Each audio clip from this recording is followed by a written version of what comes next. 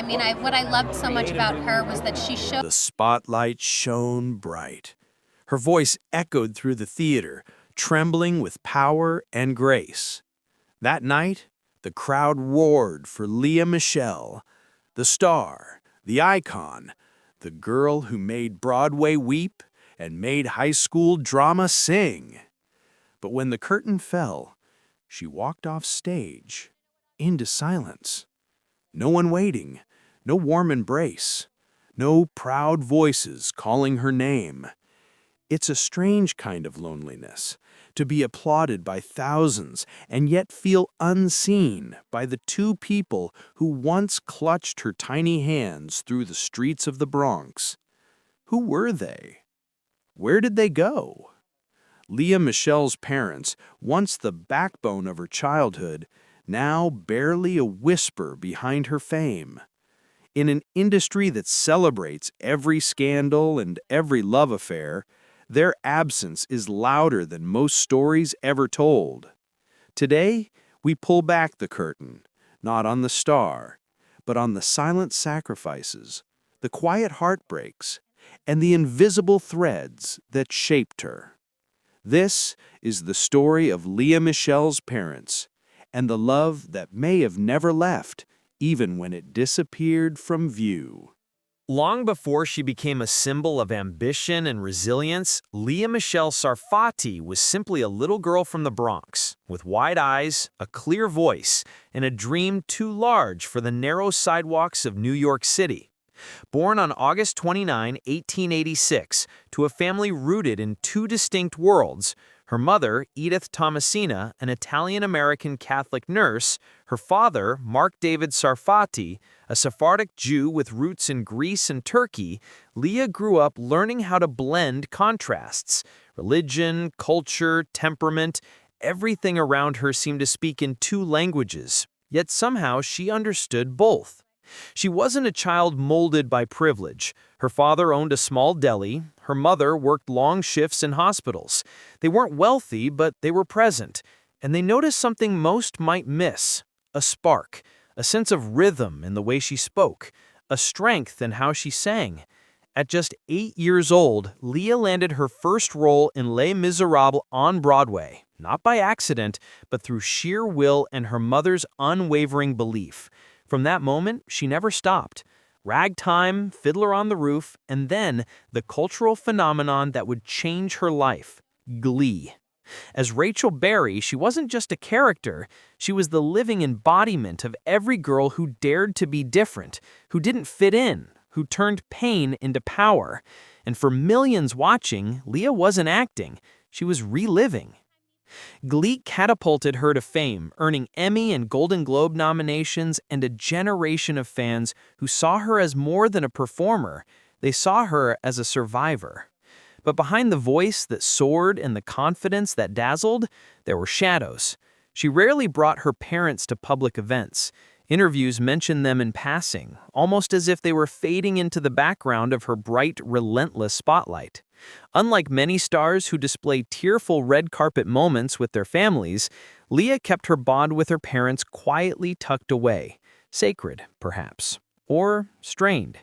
And then there were the personal losses, most notably the tragic death of her co-star and boyfriend, Corey Monteith, in 2013. In the days that followed, her fans saw her collapse, but they also saw her rise, again and again. So what was holding her up? Many assumed it was inner strength, but strength doesn't appear from nowhere. It is taught, it is shaped, often by the people closest to us. The question is, were Lea Michele's parents still there when she needed them most? Or had time, distance, and fame rewritten the script? Because every star has a story, but behind every story are the ones who wrote the first lines and maybe disappeared before the final act.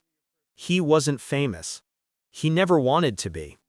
Mark David Sarfati, born into a Sephardic Jewish family, was the son of immigrants who knew struggle by name. His ancestors came from Greece and Turkey, bringing with them a culture of quiet dignity and fierce family loyalty. In the heart of the Bronx, he grew up not with dreams of stardom, but with the kind of resilience that comes from scraping by, from watching your parents sacrifice and learning to do the same. By the time Lea was born, Mark had already built a small life. He ran a modest deli, the kind with handwritten chalkboard menus, the smell of pastrami in the air, and customers who'd been coming in for years. He wasn't a man of extravagance, he was a provider, a protector.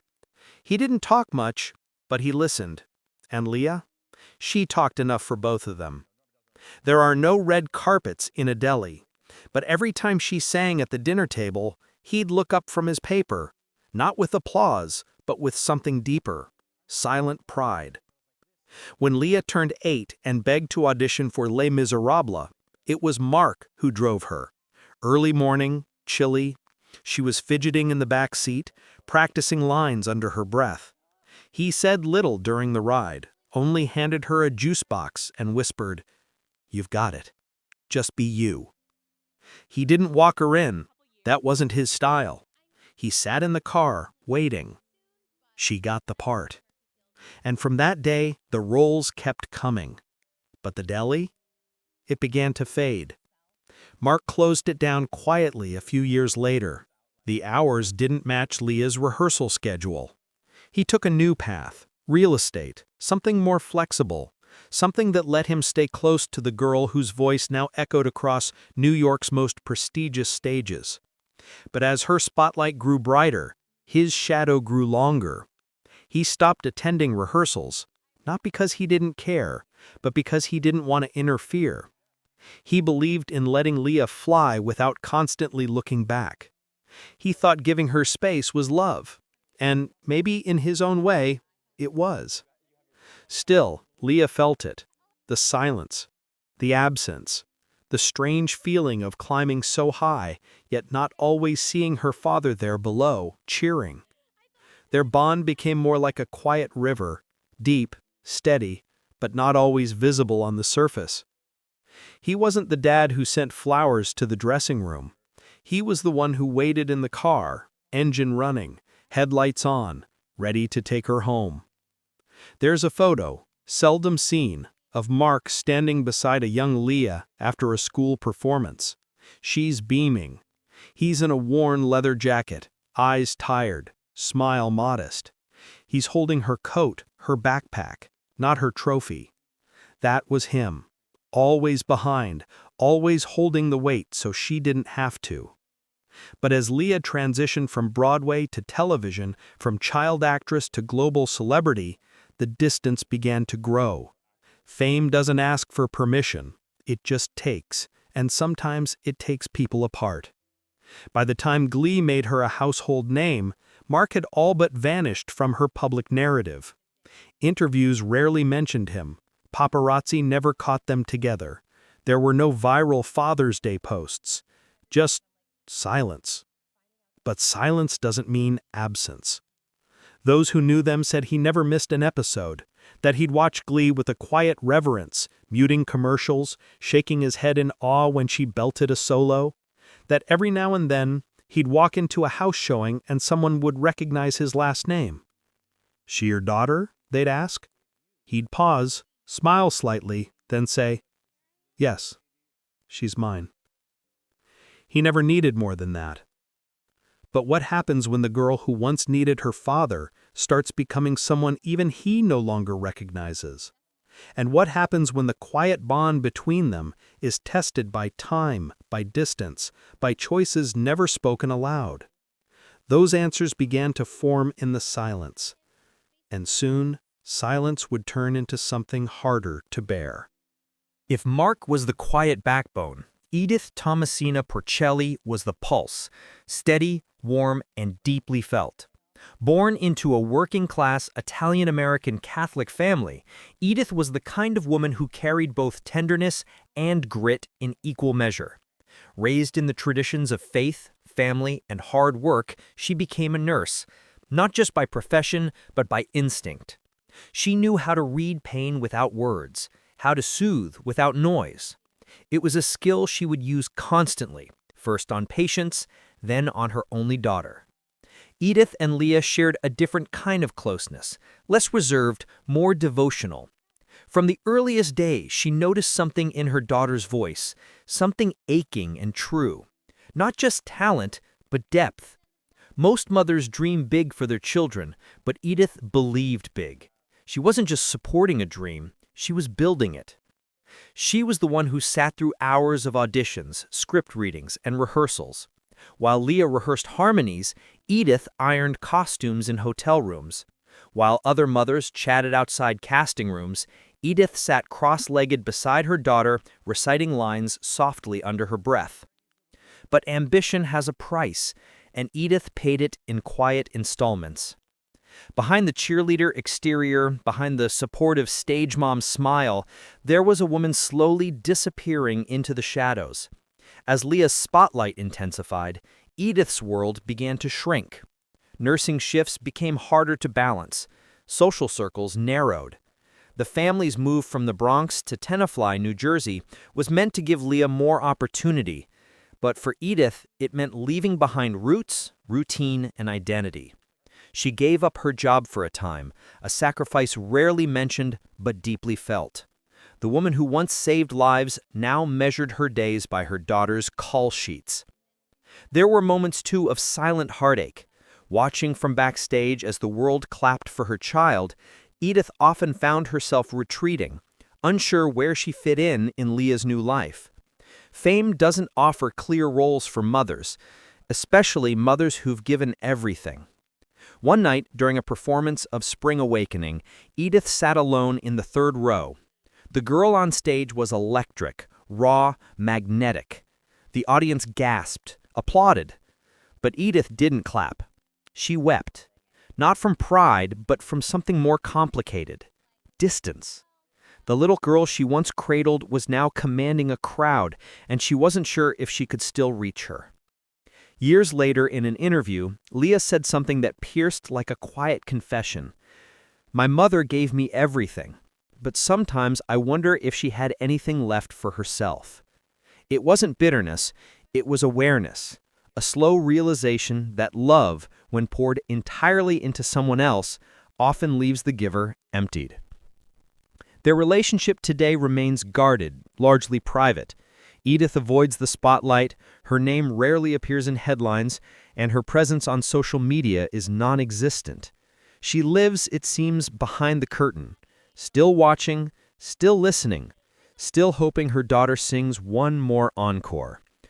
But between mother and daughter, there is a silence that hums, not always painful, but always present. Because sometimes the deepest love is the one that steps back and never asks to return to the front. There was no accident, no hospital room, no final breath, but something still died. In Lea Michele's life, there is no recorded funeral for her parents, no tragic headline, no obituaries printed on glossy magazines. And yet, for those who followed her rise from Broadway to Hollywood, there's an absence more haunting than any death could ever be.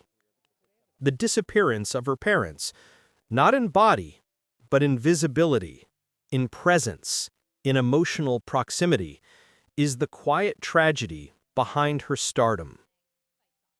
In the early years, they were always there. Every press tour, every red carpet, Lea would credit her family. She would smile with a kind of radiant certainty. I wouldn't be here without them. But then, she stopped. By the time Glee became a global phenomenon, her interviews grew more professional, more polished, but emptier. Her stories about her parents faded. There were no behind-the-scenes family snapshots, no anecdotes about phone calls with mom or late-night pep talks from dad. Something had changed, and no one said why. Was it the strain of distance? Was it the exhaustion of a life lived on planes and in studios, a rhythm her parents couldn't match? Or was it something deeper? Insiders whispered of creative differences, of boundaries drawn, of wounds buried so deep they no longer bled, just ached. No scandals, no public feuds, just absence. Lea once said in an interview, when asked about her support system, "I have a chosen family now, people who were there when it matters." A subtle phrase, but a powerful one. Because in Hollywood, to be alone is often camouflaged by crowds. Millions sing your songs, millions quote your lines. But when the camera shuts off, when the makeup is gone, when you're sitting backstage on a quiet night, who's calling? There are photos from Lea's Broadway revival of Funny Girl in 2022. She's triumphant. Critics praised her voice, her presence, her command of the stage. But among the crowd of co-stars, stylists, producers, there's no trace of Mark or Edith. And yet, their ghosts linger in every note she hits. That's the cruelest part of emotional loss. No closure, no moment to say goodbye, just a growing space between what once was and what will never be again. Friends close to the actress mention that Lea now avoids deep conversations about her parents. She refers to them with care, but also with distance, as if speaking through a glass wall, not daring to touch the surface. This is not the kind of death that gets mourned in black clothes and eulogies. It's the kind of death that shows up in silence, in skipped holidays, in memories that burn brighter than present connections. And for someone who has made a living out of performing emotion, it's the quietest part of her story that cuts the deepest. Because the hardest deaths are the ones that never come with a final goodbye. There was no casket, no flowers, no service held at a synagogue or chapel. But Lea Michele still mourned. It wasn't death that stole her parents. It was time, transformation, and the unspoken gap between who she became and who they were allowed to be in her new world. The funeral was silent, stretched out over years, scattered across stages and dressing rooms, hidden behind glittering gowns and standing ovations. Each night she performed, there was a moment she would glance to the wings as if expecting to see someone. A familiar face, a hand raised in support, a nod that said, "You did it." But they weren't there. When Glee wrapped its final season in 2015, the entire cast celebrated together. Champagne, tears, speeches. And yet the people who brought her to her very first audition, who held her hand outside rehearsal halls as a child, were missing. There were no photos, no mentions, not even a whisper. Lea wore a bold red dress that night. She smiled in every picture, but some noticed. Her eyes were distant, like she was somewhere else entirely. There was another moment, more private, more telling. During her first solo concert tour, she ended a show with "My Man," a song once made iconic by Barbra Streisand, another powerful Jewish performer who had complicated ties to her own past. Lea sang it not just with brilliance, but with something raw, something broken. When the final note ended, the theater held its breath. She whispered into the mic, almost too soft to catch. "This was for the people who taught me how to love music, and then had to let me go." No names, no explanation, just loss, hovering in the air. The funeral, if one could call it that, wasn't a single day. It was a series of moments where Lea realized the people she once counted on had become echoes. And yet, she never condemned them, never spoke ill, never offered scandal. Only silence. Because some goodbyes don't come with closure. They come with maturity, with grief that no one else sees, with memories so vivid they feel like dreams. And in Lea's case, the greatest tribute she may have ever given her parents was carrying their legacy forward even as she walked alone. In the years that followed, Lea Michele continued to rise, releasing albums, publishing books, returning to Broadway. To the world, she was powerful, tireless, unstoppable. But beneath the surface, she was someone learning to carry absence with grace. Rather than dwell on what was lost, she poured herself into creation. Her music took on a more vulnerable tone. Her memoirs touched on grief and identity without ever pointing fingers. She became a mother, perhaps the most profound act of healing, of rewriting what had been broken. In interviews, she speaks of found family, of building a circle of people who hold space where others once stood, not in bitterness, but in peace. And yet, her performances remain marked by something intangible, a quiet ache in her voice, a flicker of solitude in her eyes, the kind only those who have loved deeply and lost without warning truly understand. She never told the world what happened behind closed doors. She didn't have to, because sometimes the most powerful stories are the ones left between the lines, written not in headlines, but in silence, resilience, and song.